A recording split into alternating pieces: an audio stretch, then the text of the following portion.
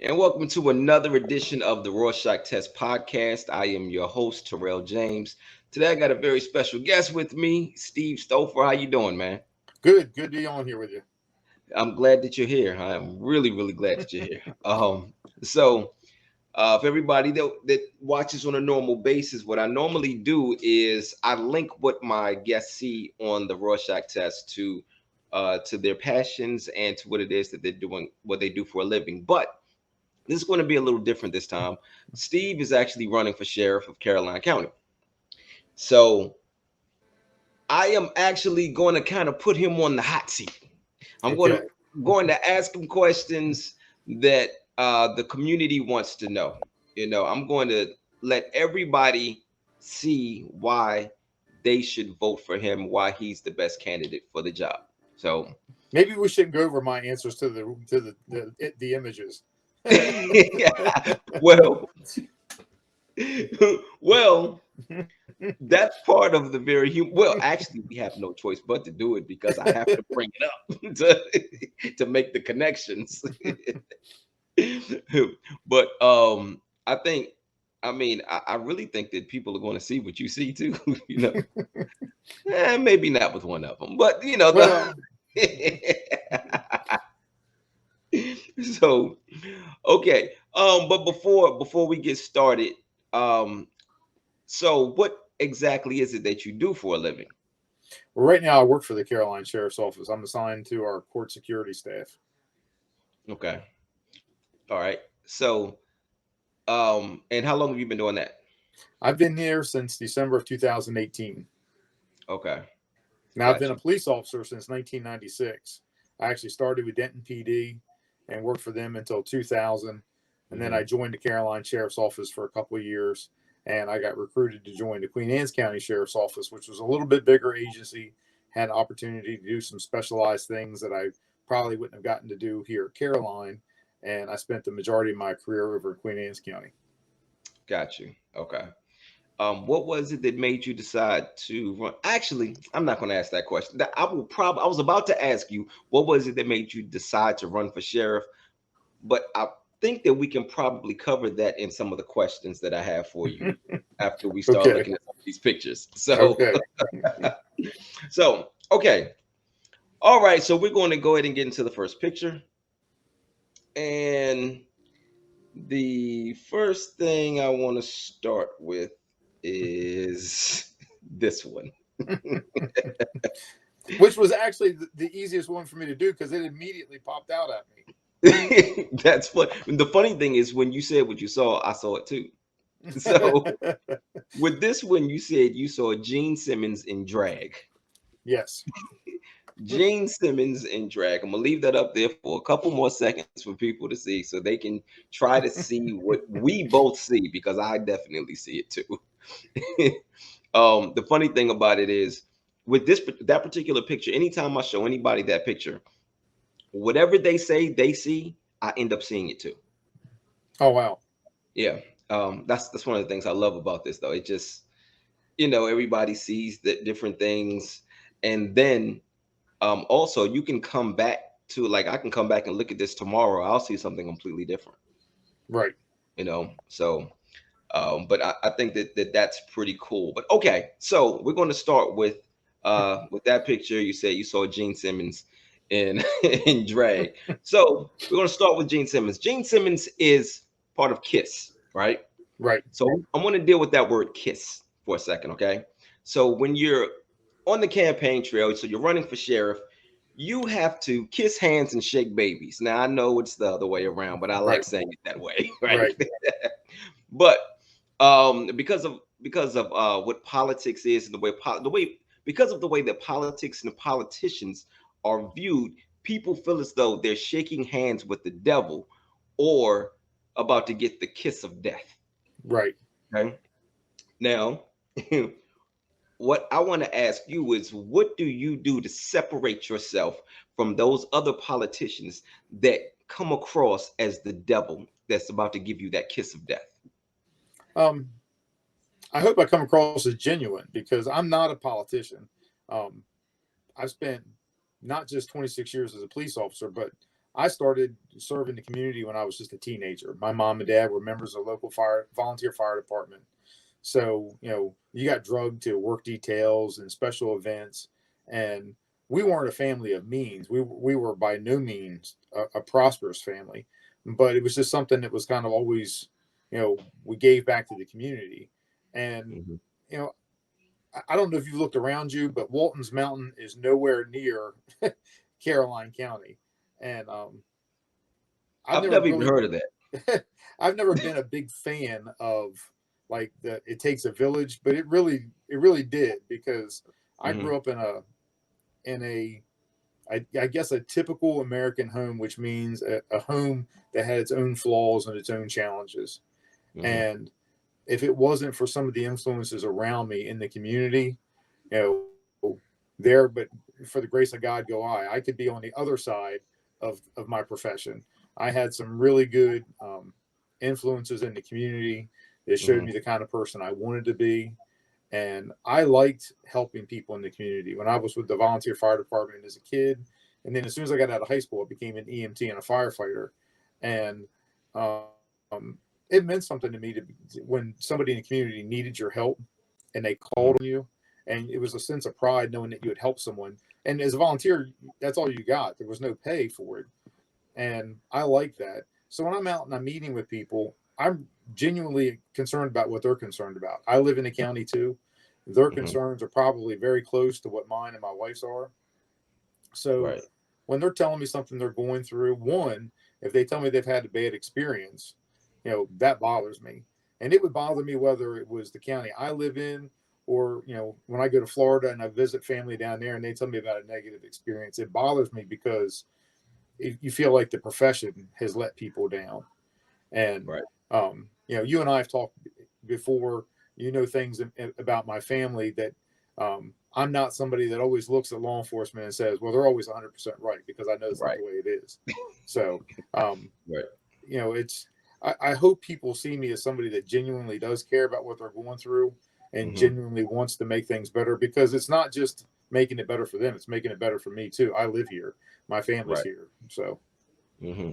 So it's like the your upbringing, it pretty much humanized you. oh yeah, Yeah. majorly. Right. Okay. And it's easier for people in the community to feel as though they can connect with somebody who they feel as though is like them. Yeah, I like I said, we were not a family of means. Hmm. Um, I know what it's like. There were times where um, my mom had to heat up water on the electric stove because we didn't have the money for the gas bill. Hmm. So we'd have to heat up water on the stove, pour it in the tub, and do that long enough until there was enough water for you to be able to add some cold water and take a bath, because we had no gas for heat. Or Wow. she would have to open up the electric oven so we could sit in the kitchen and stay Hmm. warm in the winter because we had no gas for heat. Or we Wow. went, several years without a telephone. Um, Hmm. so I've never been somebody that felt like I was better than anybody else. I Hmm. can resonate with just about everybody in the community. I know what it's like to be up against it and to have those challenges, and I know what it's like to be a kid growing up in Caroline County. There's not a ton of things to do, and Right. Yeah. you can get a very defeated attitude growing up here because you can feel like, what opportunities do I have? Hmm. Um, and it's just one of those things that over time, as you get older, you gain perspective and you realize it's not like that. Hmm. So when I'm talking with people, I can genuinely relate to what they're going through. Right. Okay. Okay. So, all right. So let's stick with Gene Simmons here. So back in 2014, Gene Simmons did an interview with Song Facts in which he actually encouraged people who were suffering from depression to kill themselves. So, what I want to talk about here is the part you say you saw Gene Simmons in drag. Okay. So, I want to kind of shift to that community, the community of people who may dress in drag, transgenders, bisexual, gay. I want to talk about that particular community. Oftentimes, they suffer from depression because they're bullied, they're ridiculed. So, what do you think needs to be done to stop the bullying of the people in those communities? Well, believe it or not, I think it's better now than it was when I was a kid. I see the kids that my sons went to school with, the school age kids today, they seem to Hmm. be much more accepting of one another for Hmm. whoever they are or want to be. I don't Right. see a lot of the judgment that went on when I was a kid. You know, when I was a kid, there was that certain, if it was different, we mocked it. And Right. and if you didn't want to be lumped in with that different person because you didn't mock it. So you kind of like joined the crowd, even though it may not have felt like the comfortable thing to do. That's kind of what we did. Hmm. Um, yeah, I've got family members that are gay. Um, Hmm. I I really don't believe it's my place to judge other people and the way they live their life. I just Right. don't. And um, I'm not the model of doing everything right. And Hmm. I think that a lot of the depression that comes with people that are transgender or any of the things that you listed, I think there's a lot of depression before that too, because Hmm. they struggle with being open with their identity and the way they feel. Because you know, as much as things may have changed, this is still a very conservative area, Right. and you know, you'll see it. Somebody will walk out of the Royal Farms, and it's a you know it they look like a girl, they're Hmm. dressed like a girl, and then they say something, you realize, well, it's not a girl. Hmm. And you'll see the snickers, or you'll see people just stare. And I don't see the mocking or the outward bullying that I would have seen when I was a kid, but you still see people that are kind of are taken back, because again, it's a very conservative area. um, Hmm. I know my family members that are homosexual, they don't live around here, Hmm. and they've tried to live around here, and they've said this is just not a welcoming community to live that type of life. Right. So Hmm. they live in areas where it's more open, where they feel more free to be open with who they are. Hmm. Um, so it's not perfect. I mean, you and I have discussed before that we're far from a perfect world. Right. Um, Yeah. I'd like to think that we're better off than we were, but obviously we still have a long ways to go. Hmm. The biggest thing is for people to realize that not everyone that sees you is judging you. There are Right. people that genuinely want you to be happy and want you to feel welcome and a part of the community, regardless of what their beliefs are. I've got a really close friend of mine that was higher up in the Catholic Church, and he had told me that he was working out of the Archdiocese in D.C., and Hmm. they had really welcomed the gay community into that diocese. And he said it was because they felt like it was their job to love everyone, Right. and that's what they were doing. They felt like it was hypocritical to on Sundays to preach love and forgiveness, and then Monday through Saturday stand in judgment of people in the community. Yep. And that's kind of like the way I've adopted things. You know, there are people that don't agree with my lifestyle, and Hmm. people that don't agree with the way I live. Hmm. I've got some friends of mine from high school who are probably the polar opposite of me in thoughts politically and Hmm. socially, but I know we're still friends. They're still good Hmm. people, and I still love them as much as I did when we were in school together. We just have some different values, and we feel differently. That doesn't Right. mean I would not be there for them if they needed me.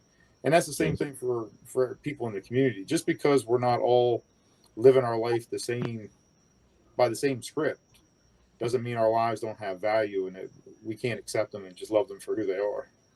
Right. Yeah. Yeah, definitely. I think I wish we could just all get to a point where we stop looking at each other for our differences. Just focus on the one thing that we all have in common, and that's that we're all human, Right, right. you know? And everything that comes with being human, the ability to feel, to love, to be loved, to, you deserve to be respected and, whatever, just all of the things that just come with being human. Most people would just focus more on that instead of just Well, I see a white man, I see a black man, I see a gay man, I see a woman, I see a transgender, I see a Democrat, I see a Republican. Like so what? So what? Just see a human. Yeah, it's really weird. You know, at one point, people used to say, "Well, this is my white friend," or "This is my black friend," and now they'll actually say, "Well, this is Tom. He's a gay guy I work with," and I don't. We need to get rid of the labels. Right. This is Tom. I work with him, Mm-hmm. and you know, don't see each other by our outward appearance, but Mm-hmm. actually look for the character of one another. And like you Right. said, we've got so much in common. You have a family, Yeah. I have a family. We both love our families. So Mm-hmm. that's that's the thing we have in common. If we want to Right. focus on one another's differences, we're never going to get anywhere because there's tons of Right. differences that could distract us.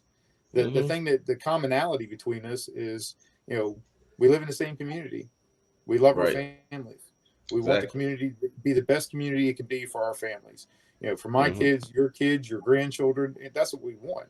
And Mm-hmm. I think if we focus on that more than the things we have that aren't in common to one another, we'll get a lot further.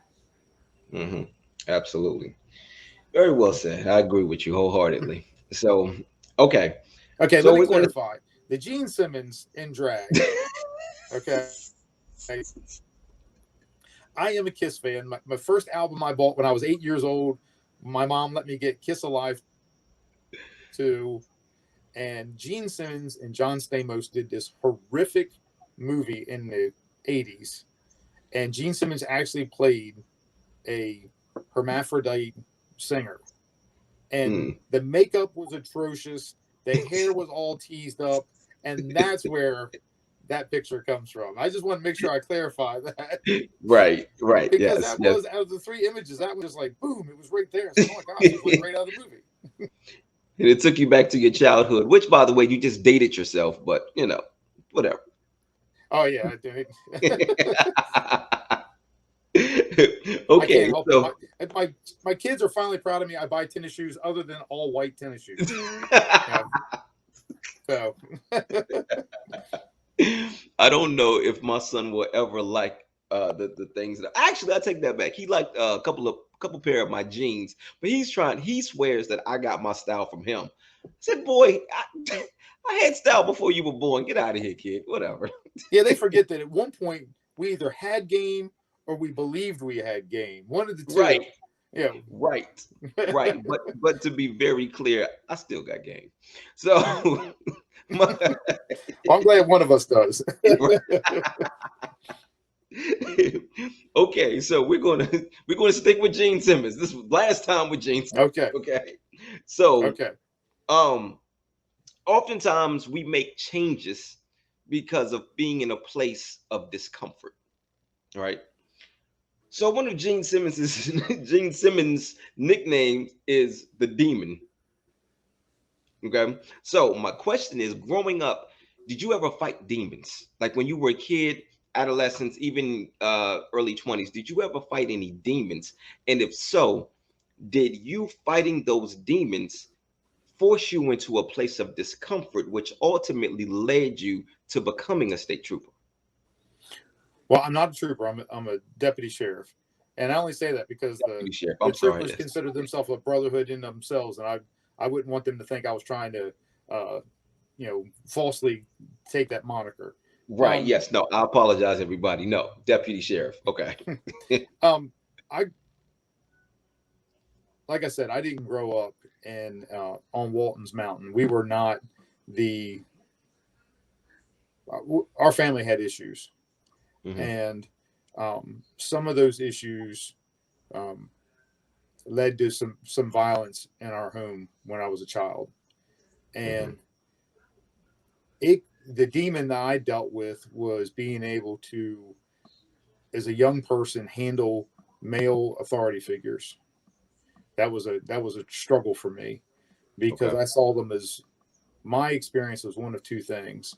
It was either making fun of stuff that they probably shouldn't have, or being overly harsh um, about other things.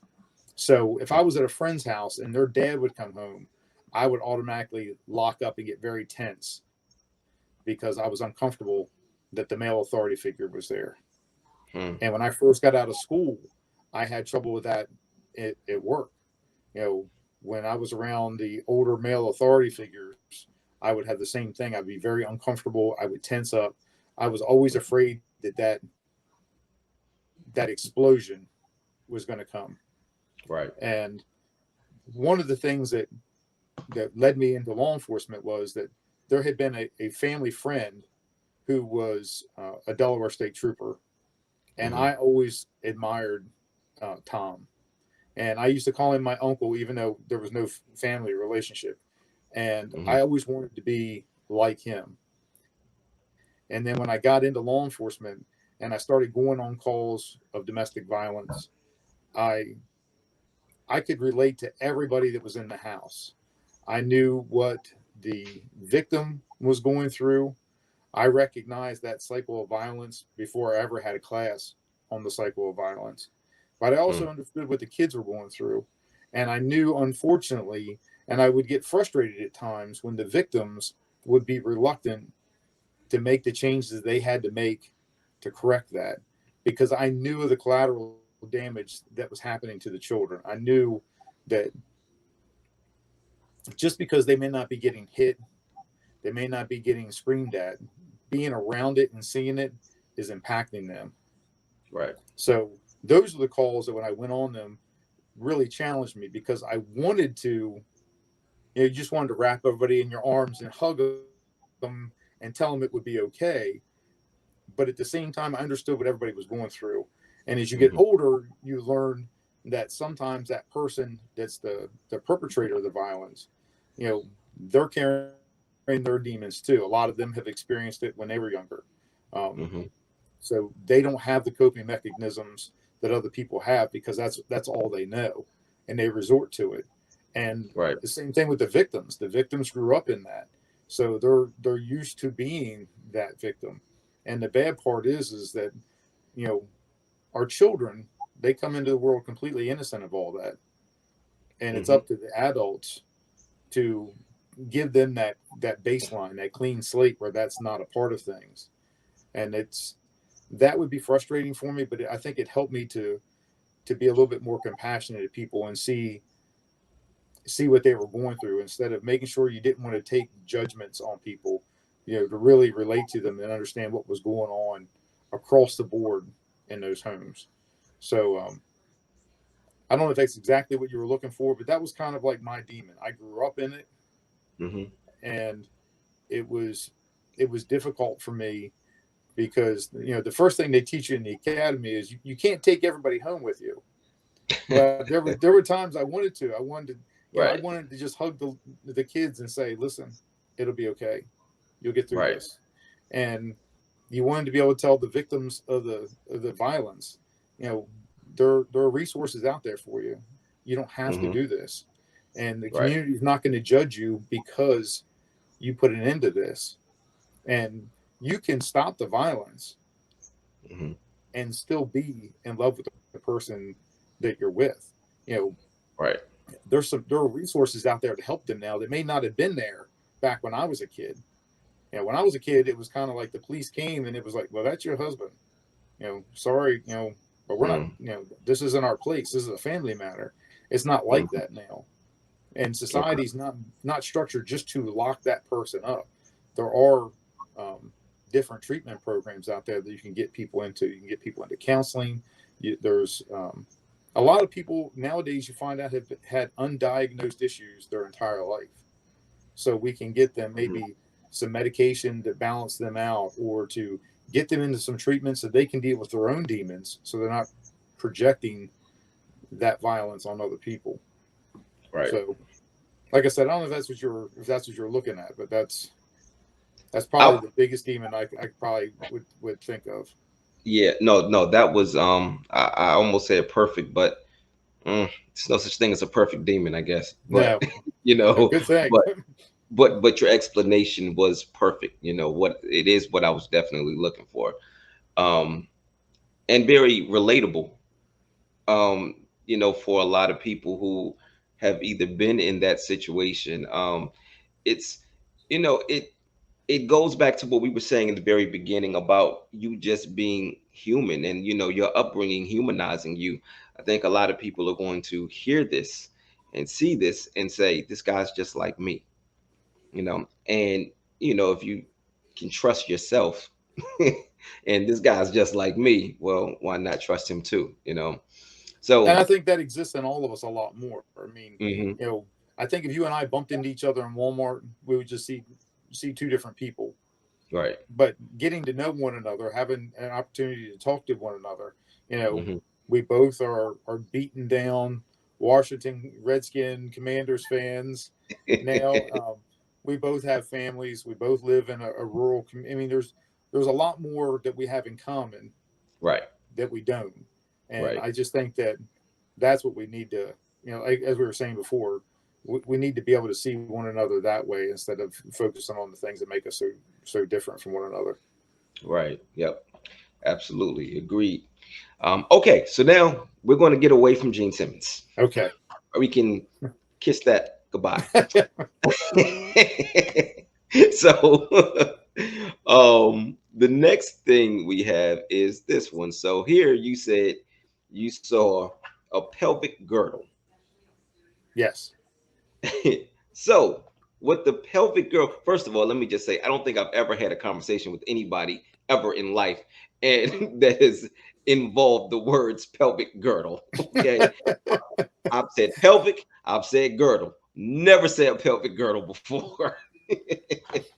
So, but but so the purpose of the pelvic girdle, what it does is it supports the upper body when you're sitting, and then it transfers the weight to the lower limbs when you're standing. So um it pretty much, so it's in the middle, it's in the middle of the body. It is carrying the weight, and it has everything connected as well. So those are the three things that I want to talk about. I want to talk about being in the middle, I want to talk about carrying the weight, and I want to talk about being connected.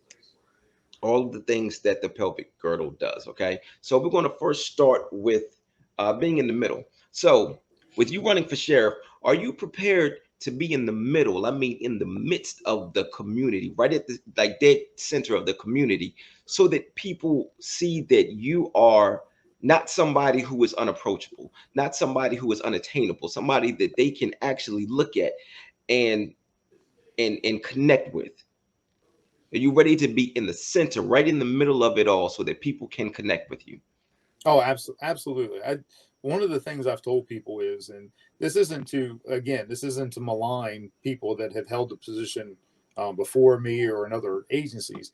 I just don't Mhm. believe that that's a role that you can be in your office Monday through Friday, and people have to make an appointment to see you, or if they're fortunate, they bump into you somewhere. Um, I think it's essential that if a stranger was to come up to you and say, "Who's the sheriff of Caroline County," that you would readily know it, and not just know the name, but be able to know the face. I Right. plan on being a sheriff that's out in the community, um, stopping at bus stops, talking to the parents and the kids, stopping at ball fields, stopping at the Mhm. schools. Yeah. I want to have regular meetings with our county clergy, our business leaders, different community groups throughout the community.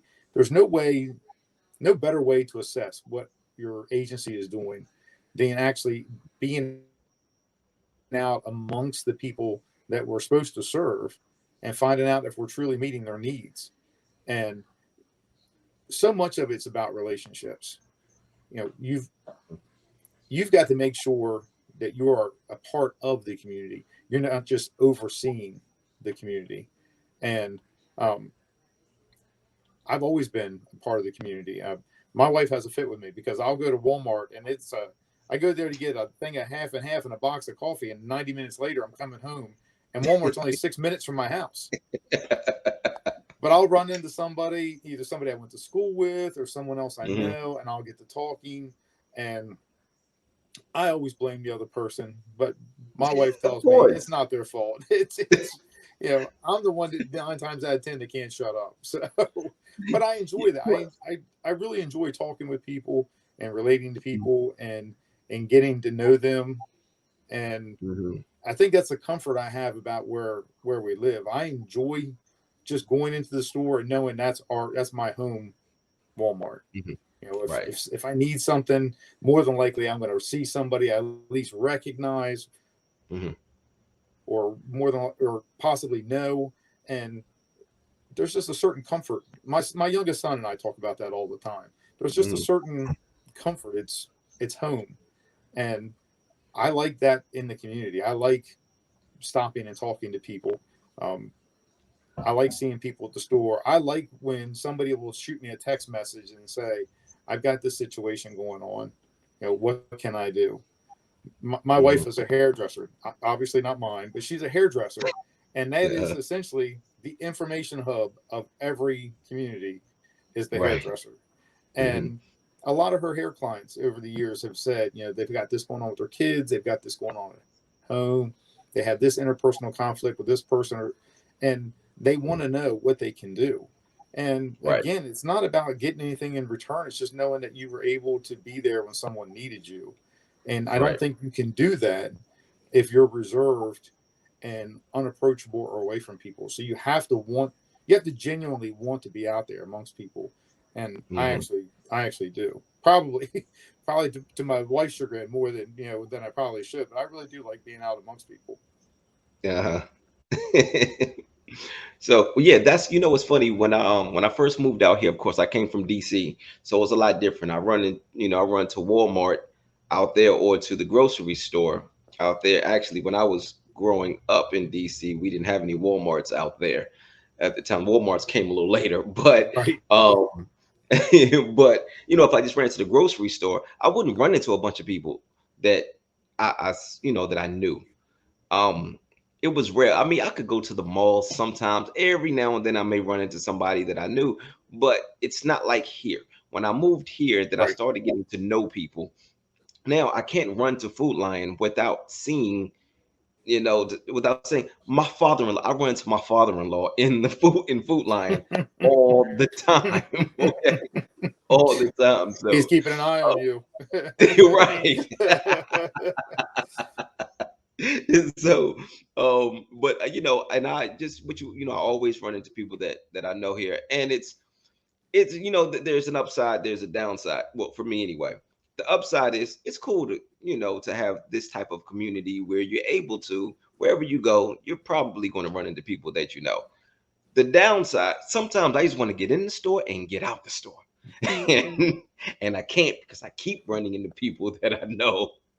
So but it's not a horrible problem to have, I it's gave up not. my I gave up my secret. I ran into a girl that I went to school with, and I saw her in Walmart one day, and I uh was telling her that if I'm ever in a hurry and I just want to get to the store and get out, I go to Food Line because there's not usually as many people there. And hmm the following week, we needed something. I can't remember what it was, and my wife said, "Listen, this is not an opportunity for you to stop and talk to 15 people. We need to get home." So I went right to Food Line. First person I saw was that girl I had given my secret to at Walmart. And as soon as she saw me, she said, "Who are you trying to avoid?" Threw me right under the bus. All right, well, since you gave up your secret, I'll give up mine. When I go into the store and I'm in a rush, I act like I'm on the phone. I just walk around. I just walk around with it on my phone, with it up to my ear. Or sometimes if I'm caught in boy, oh boy, this is going to be funny if people if this has happened to anybody while I was speaking to them. They whatever. I'm just going to say it anyway. I will sometimes, if I'm talking to somebody and it's going a little too long and I just can't feel myself pulling away, I will very casually pull my phone out, send a text message to my wife that says, "Call me." She knows what that means. She knows exactly what that means. She'll call me. My phone is ringing. Oh, this is my wife. I got to take this. Oh, okay. All right. Well, we'll talk later. Okay, cool. Get on the phone. Thank you, baby. go. There's my secret. All right. So, okay. So I said I want to talk about those three things. I want to talk about being in the middle. I want to talk about carrying the weight. That's the second thing I want to talk about, carrying the weight. So, oftentimes when it comes to leadership, everything isn't necessarily your fault, but everything becomes your responsibility. And if you can't handle the responsibility, then it becomes your fault. Right. Are you prepared to carry that kind of weight? I am. I, when I was a supervisor in a criminal investigations unit, I used to have this little motto that hung up on my desk, and it essentially said that your staff are your greatest asset, and you're always propping them up. So you praise them publicly, you criticize them or critique them in private. And I've always kind of, I'm not an overly sophisticated person, so I relate a lot of things to sports and stuff like that. Yeah. And I was a huge Joe Gibbs fan. I thought Joe Gibbs was a great coach and a great Hmm. leader. Right. And one of the things I always picked up from him is that when the team was winning and they were doing well, the team was outstanding. The team was playing well. Everybody did this, everybody did that. But when they lost, when they were on a losing streak or they lost a big game, it was I failed to deliver a game plan for us to Hmm. succeed. So I've always tried to do that. When there's been success, the team did this, we did this. And then when things have gone badly, I could have done a better job with it. And one of the examples was when I first became chairman of the Central Committee, we had a vote on whether or not we were going to have a display booth at the county fair. And at the Hmm. time, the county fair wasn't doing very well. We weren't having big crowds, and most of the people thought, it's in middle of summer. We don't get a lot of bang for our buck there. Let's just not do the fair this year. Okay. Well, lo and behold, yeah, a lot of people were upset that we weren't at the fair. Now, the whole committee had voted on this, but when the phone calls came in, I took the blame for it. I said, you know what? We discussed it. I didn't think it would matter that much to the people. I apologize for us not doing this. I'm the chairman Hmm. of this committee. It's my fault that we weren't there, and we'll make sure we're there in the future. Even if we have to maybe do it in a different way, we will be there. And I probably could have said, "Listen, we voted on it. The guys didn't want to do it. That's the end of it." But I just didn't think that was the right way to do it. You know, when we talk about successes, we did this. But if people aren't happy with something, then I take that on myself. Hmm. And it's kind of like what you do at home. When your kids are doing really well, you know, look at what my kids did. This is great. This is great. But when something goes wrong, you kind of circle the wagons, and I wish I had maybe done it different. I don't think I prepared them for this, or I don't think I did my part preparing for that. So I think it's just something that you either can do naturally or you can't do. And I've always thought that that was the best way to lead people. There's the success is the teams, and Hmm. the shortcomings are leaderships, and that's how I've always Right. kind of viewed it. Got you. Now, when my son does well, honor roll, I take the credit for that. That's all me. You're welcome for your brain, kid. So, My son just graduated law school. I tell him all the time, I question your lineage. Your mother has a lot of explaining to do. yes, congratulations on that too, man. That Oh, is, thank I you. wish I had a little button where we could do like a little round of applause, man. But that's a huge, huge deal. I was really happy for him. Really happy for you. Really happy for Tammy, your wife. For just everybody. The entire family, man. I'm just really, really happy. Well, So thank you. no problem, no problem, man. I know you're proud. I am. I am. But again, I still think about that one. He's a lot bigger than I am. He's a lot smarter than I am. He's got enough hair for two of me. That one might not be mine.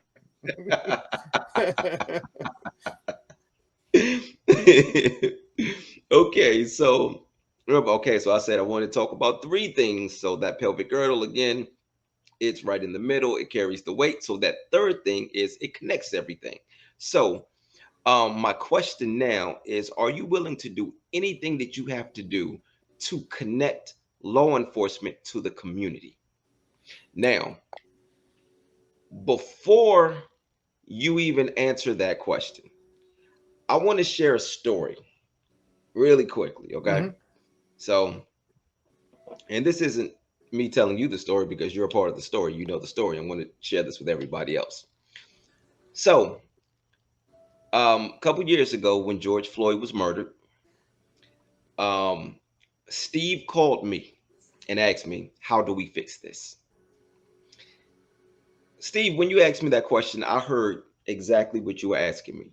It wasn't just as simple as how do we fix this. It was, how do we regain trust between, or just get trust between, law enforcement and the community? How do we stop all of the division that's out here, whether it's between the community and and law enforcement, or just between members of the community? How do we come together? How do we put the words commune and unity back in community? It meant the world to me that you called me and you asked me that question. Um, and also you saw the different sides of this whole thing, with George Floyd, and you saw the side where people were being racist. You saw the side where people were crying out for help. You saw both sides.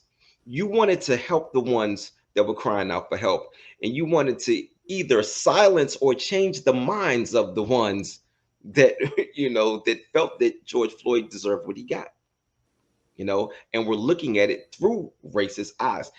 It was for you to recognize that there definitely was racism tied to the way a lot of people were viewing that meant a lot to me. Now, I'm going to go back to the question. My question was, are you willing to do everything that you can to connect the community to law enforcement? The reason I wanted to tell that story is because when Steve made that, I'm going to go ahead and I'm going to answer the question, but then I'm going to let you answer the question too. When Steve called me that day, he was asking me, how do we connect law enforcement to the community? So he's willing to do whatever he has to do, but I'll let you go ahead and answer that though. I was admittedly I was very naive to racism in law enforcement, and I think Hmm. we've discussed this in the past also. Right. Um, we would see it on the news, and I would tell my wife that's not the way it is, because I Hmm. had never been in an agency that that was the philosophy or the leadership of the agency. Right. And I had the opportunity in 2011 to go down to a remote county in Mississippi on a homicide investigation, and my view was changed. I saw that it does still exist, Hmm. and it was frightening how overt it was in that area. Hmm. And it gave me a completely different appreciation that the bubble that I'm used to living in isn't the world. And I think that's something that affects all of us. We see our world and think it is the world, and that's not Hmm. always the case. Right. Um, when when any time we've had an incident like with the George Floyd case, it's always disturbing when people say, "Well, he's a career criminal." You know, people don't deserve to die, Right. and um, no parent stands in the hospital with a newborn child and thinks, "I can't wait for them to be a statistic on the evening news." We Hmm. all have these dreams of what that baby is going to someday become. And it's sometimes it's frustration, sometimes it's our own uh, our own world that we're caught up in at the time that causes Hmm. people to say things and lash out a certain way. Um, but I know enough. My family's been a victim of violence by a police officer. I know enough to know that we are not always 100% right. And Hmm. I know that law enforcement is a microcosm of our community, of society. You know, society has a small percentage that is bad, and law enforcement is going to have a percentage that is bad too. It's not always going to be perfect, but we Right. can't continue to just be screaming at one another and hate one another because of a uniform someone wears, or the color of someone's skin, or the community they live in, or the way they talk, or the way they dress. We've got to rebuild that law enforcement is an extension of our community. These men and women are parts of our community. Mm-hmm. And we as law enforcement can't sit back and say, you have to respect us, and then do nothing to earn that respect. And just like the community can't say, you have to respect us, and then do nothing for that respect either. The biggest thing we have to do, we have to see one another. We have to genuinely see one another. And that Mm-hmm. doesn't happen with yelling or screaming or talking over one another. It comes from actually listening to one another, Right. getting to know one another, and again, focusing first on that commonality. And then we Mm-hmm. can build from there. Um, I've met with some different people in the community. There are some things that I would love for us to do. I'd like to start a community action team, a group of volunteers from different sections of our community, where we come together and we actually target some concerns. I've met with people. Their concerns are, what are we going to give young people to do in the county? You know, the towns do some things, but we have so many kids that live out in the country. How do we Mm-hmm. reach the kids that live in the country? Um, our school resource officers, you know, whether they want to always be or not, they're going to be role models to kids, because a lot of the kids, that may be the only interaction with law enforcement they have. So if you stand kind of gruffly up against the wall, you don't speak to anyone, you stare down, people as they're walking in the hallway, that's the impression that student's going to have of you. That may be the first Right. interaction they've ever had. So we need to make sure that we're not doing that. We need Mm-hmm. to, again, see one another and truly see each other. Um, I was lucky when I first got into law enforcement. Our kids were younger, and I coached sports. So a lot of their friends got to know me and see me beyond being in uniform. And even when I see them today, I saw a young girl at Preston Carnival, and she was introducing her little girl to me as Mr. Stouffer, and I told her, "You got to quit doing that. You make me sound so old. It's bad enough you've got this beautiful little girl, but you can't be, talking to me like I'm some ancient old relic walking through the carnival here. I, I've got tennis shoes with color now. I'm hip." And um, um, we just we've got to we've got to do what you and I are doing. We've got to talk to each other, Right. and Mm-hmm. we've got to make sure we're willing to listen to each other and put ourselves in one another's shoes. What Mm-hmm. would I do if I was them? And Right.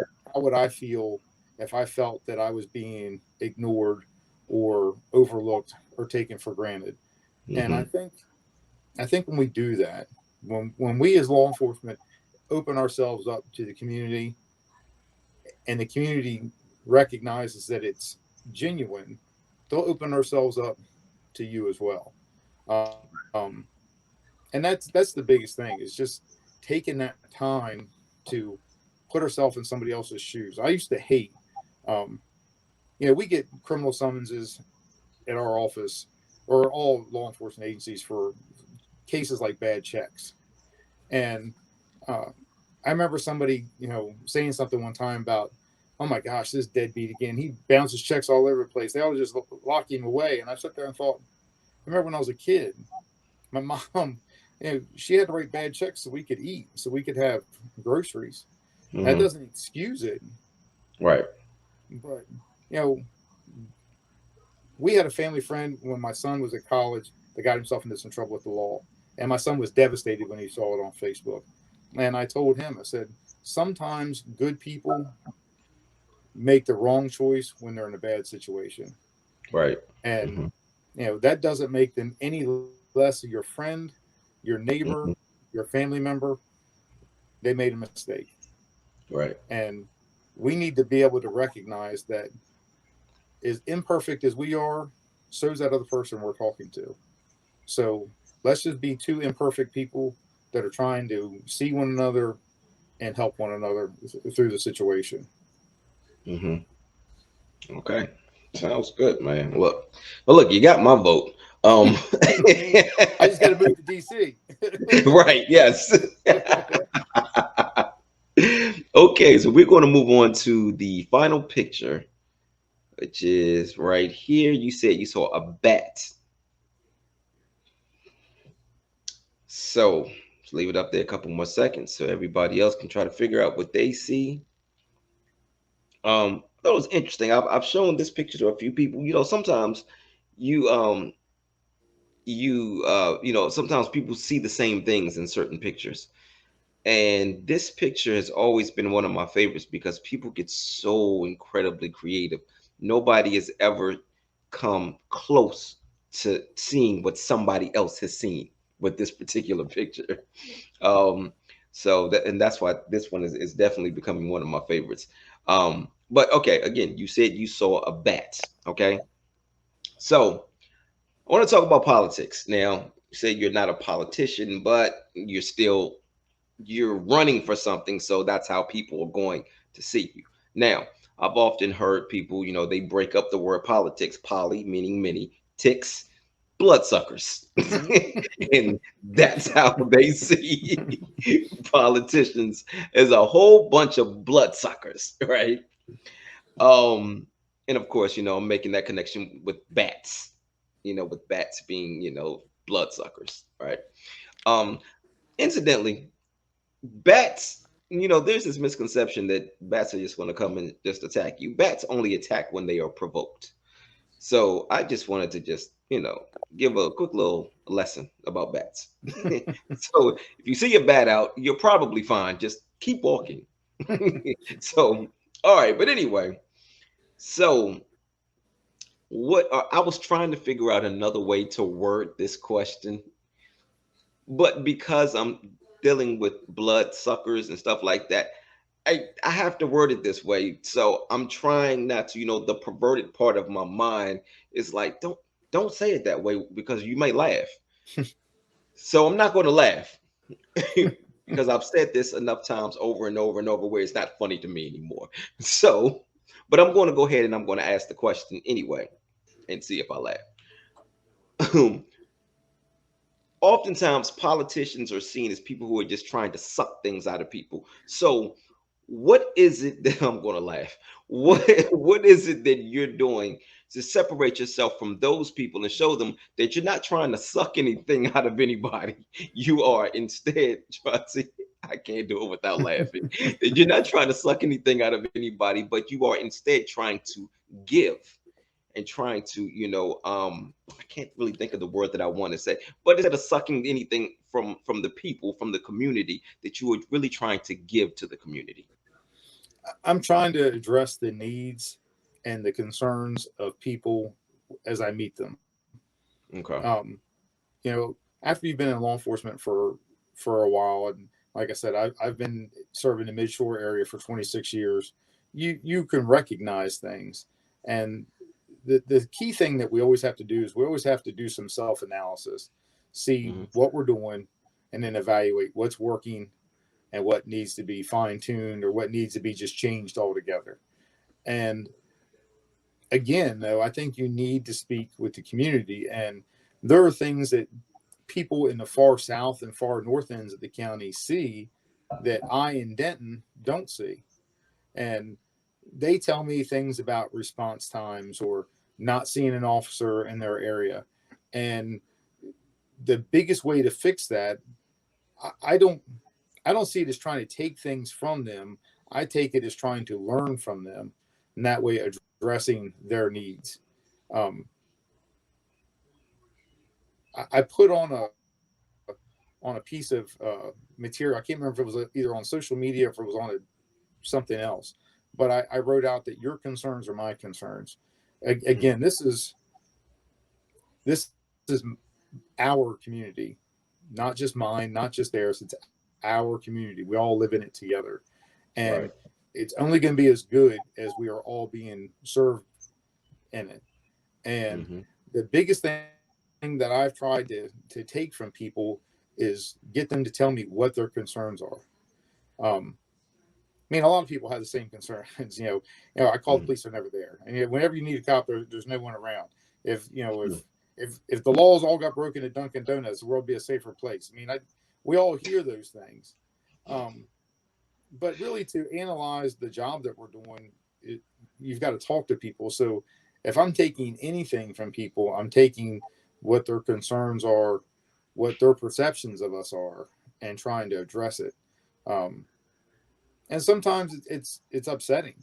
Mm-hmm. I talked to an older gentleman today through social media about some concerns he had at the far end of the county, and it's it's frustrating and disappointing sometimes when you hear someone that feels like they've gotten the runaround or they haven't gotten the service that they're supposed to have, and then you sit back and think, okay, well, these are the plans I have for the future. Um, I need to make sure that we're doing this because it's not just a catchy phrase or something like a selling point to the community. It actually has benefit to the community. So um, I still hold value in the fact that we are public servants. And as elected officials, we need to always remember, and I think this is probably one of the breakdowns we have today, is our representatives sometimes forget that they are our representatives. They get into office and they just represent their own self-interest. You Right. know, I can Mm-hmm. take this stand, but how's that going to affect me politically? What's that Right. going to do to my voters? Am I going to lose some support? Am I going to have to overcome this down the road? Mm-hmm. Um, it's supposed to be about representing the people you serve at your own detriment, if need be. Right. And so I guess if I was to say I'm sucking anything from the community, it's their concerns and their needs, and um, I hope people see that. When I first started the campaign, I was talking to someone about some financial support, and when I actually finally blurted it out, he laughed at me and said, "Well, you really had a hard time with that. You choked on it." And it's like, you don't want to ask people those type of questions Right. because Yeah. that's not why I'm here. That's not why I wanted to do it. If anything, that was the part about it that I liked the least, is Right. having to do that. It's awkward for me to ask people about putting up a sign or ask people. I hand people a flyer and I just tell them, say, I hope I can earn your support. Right. And man, that's not just a phrase. I mean, you really do have to earn their support, and it's not just their support you earn.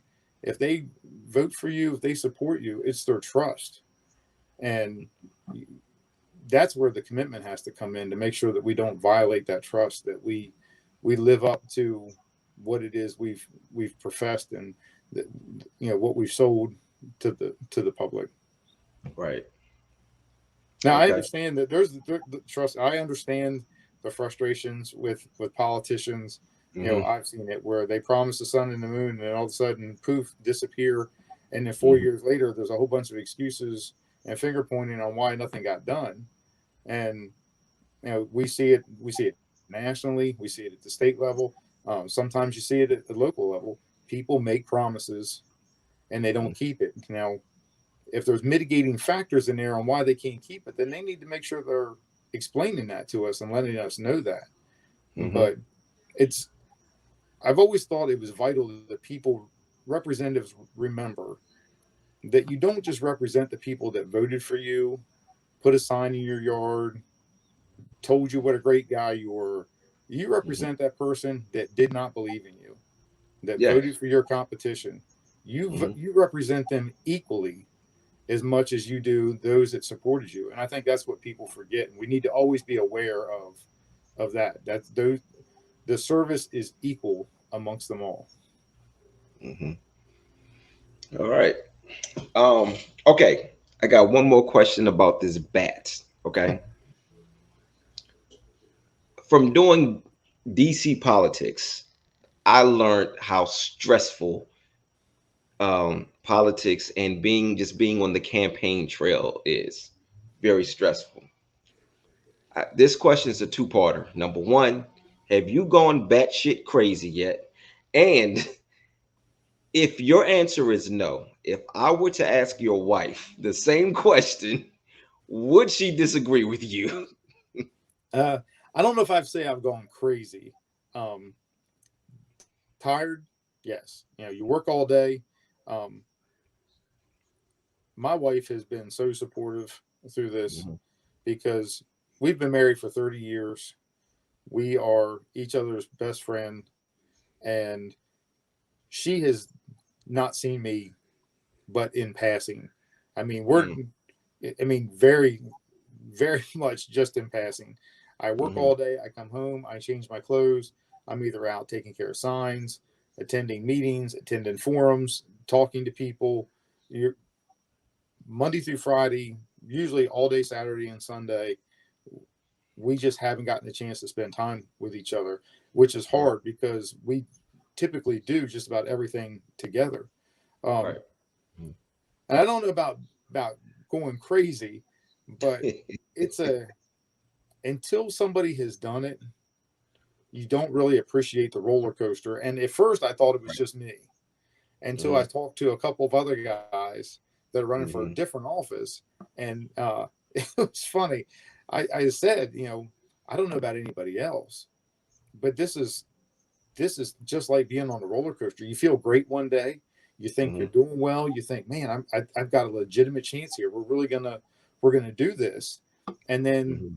5 minutes later, the next day, you see something, you hear something, somebody mentions something, you see an ad somewhere, and it's like a sucker punch in the gut. It just knocks all the wind out of you, and you Right. sit there and think, oh my gosh, I'm missing all this time with my family, Mhm, and uh, it's just not going to happen. What am I doing this for? So you are literally the very highs and the very lows, and it's it's like being on a boat. You're up and down every day, and it's really that part is tougher um, than most people realize until you've done it and you've gone mhm. through that. And I haven't talked to anybody since the first time I mentioned it that hasn't said, "Oh yeah, I feel it too." Um, Yeah. some may not feel it as much as others. Some may not want to admit it as much as others. But there are Mhm. days you feel great and you think, you know what? I'm going to be able to do this. I'm going to be able to represent my community this way. And then something will happen and you think maybe it's just not going to happen. And Right. it really is. It can be difficult. Got you. Okay. So I want to do something now. I'm calling flip the script. Okay. Okay. What I'm going to do is all three of the pictures that I showed you, I'm going to turn them all upside down. Okay. Now, when I do that, I want you to pick one of those pictures. And then I want you to ask me what I see. Okay. I'm going to tell you what I see. And then I'm going to ask you a question completely unrelated to what we've been talking about. Okay. Okay. All right. So here's one. Here's the second. And here's the third. The third one. Okay. So this third one, it looks kind of like some sort of some sort of insect alien, some sort of alien insect on the mothership coming down from outer space. Got you. I know what question I want to ask you. Do you believe in aliens? You know what? That is such a difficult. It's a very difficult question for me, um, because you read so much about different things, and Hmm. again, not to date myself, I'm a Star Wars generation kid, Okay. so that and we've always heard about Area 51 and all these Right. unknown things, um, but I'm a Christian, and God created the heavens and the earth, not another galaxy far, far away. So, you know, I I really struggle with that one because I guess I don't know. I really do. I mean, not to not to take an easy way out.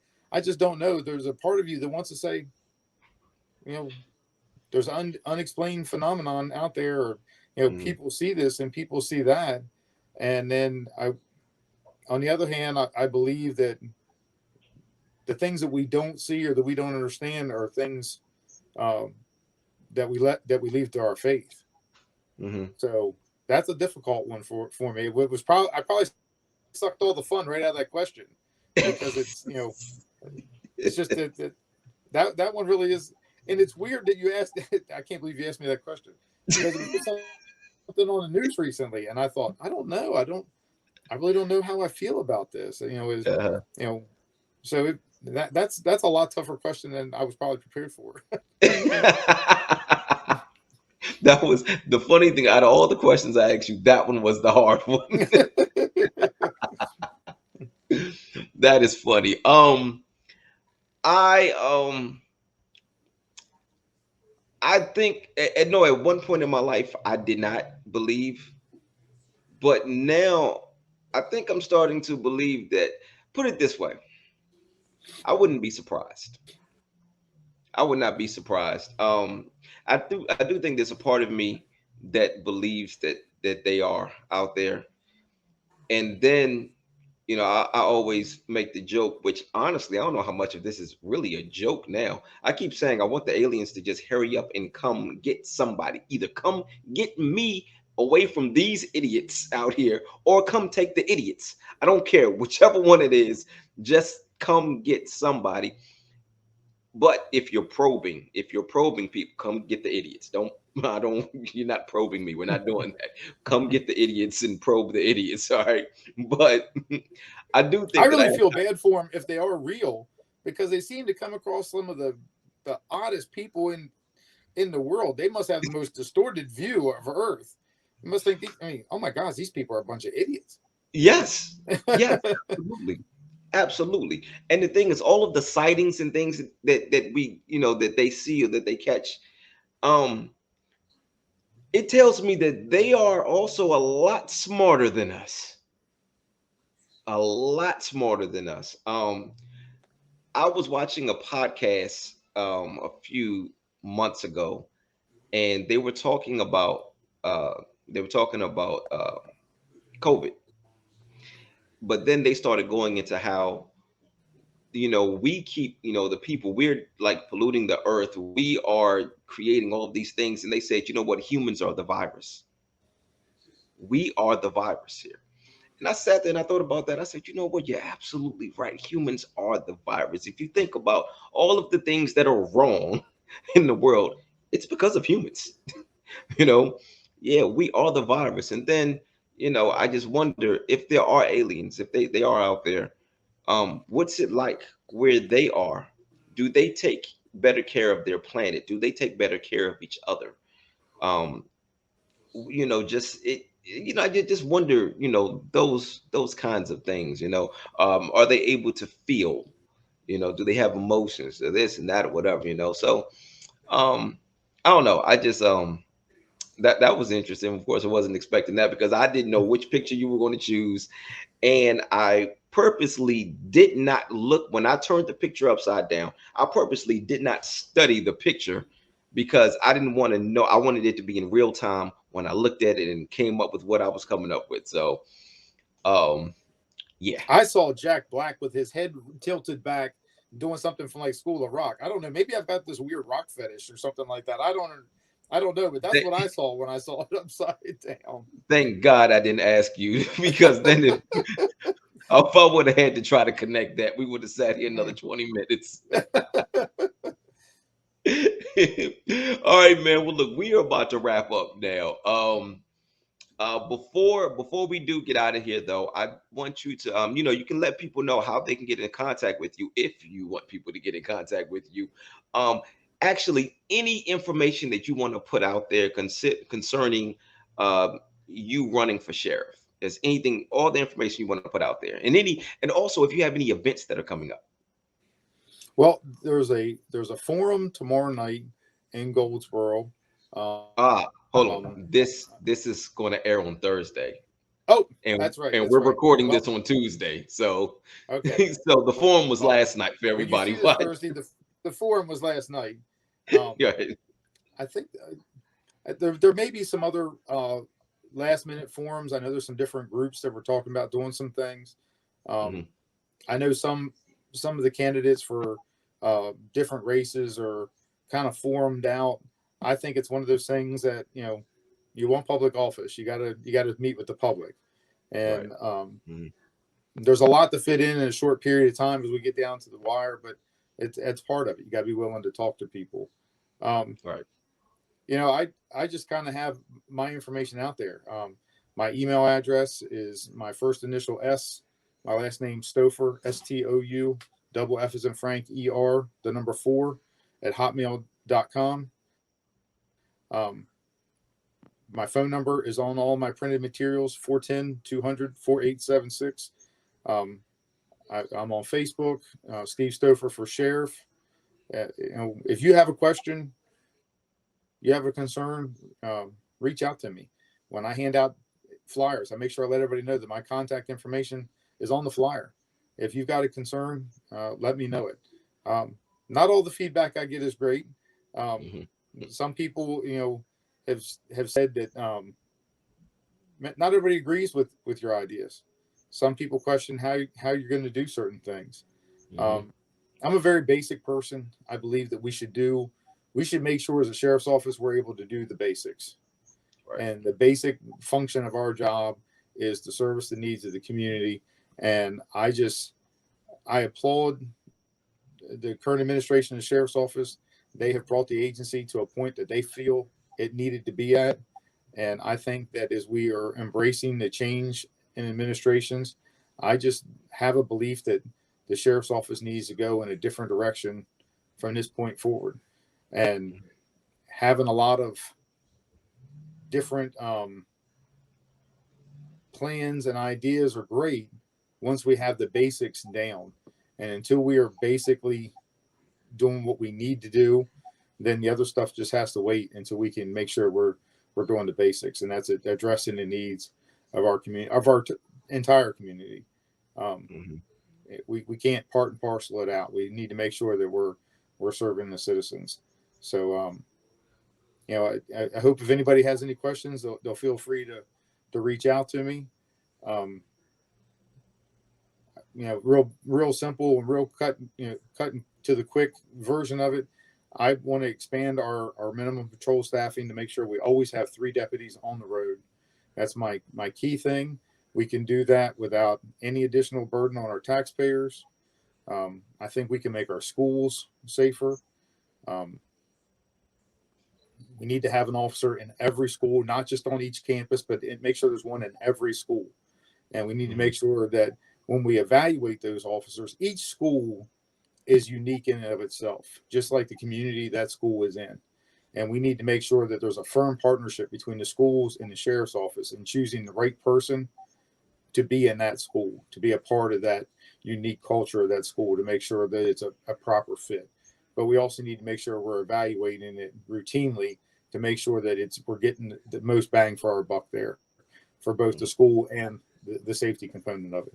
Um, like I said, I just want I want to make sure our sheriff's office is serving our needs, yours, mine, our neighbors, the neighbors that we don't know. But I just want to make sure that we're doing that we're listening to one another, and we're working together, the community and law enforcement, to one, strengthen that relationship between the community and law enforcement, and two, to enhance one another. If we're doing our job right, we're building the community up. And the community can build us up, vice versa. And we're blessed to have a community that supports law enforcement here. And I hope that we can be a sheriff's office that returns that blessing back to our community. Got you. Sounds good. Okay. So I got one more picture I'm gonna put up here, and I just want you to tell me exactly what it is that you see.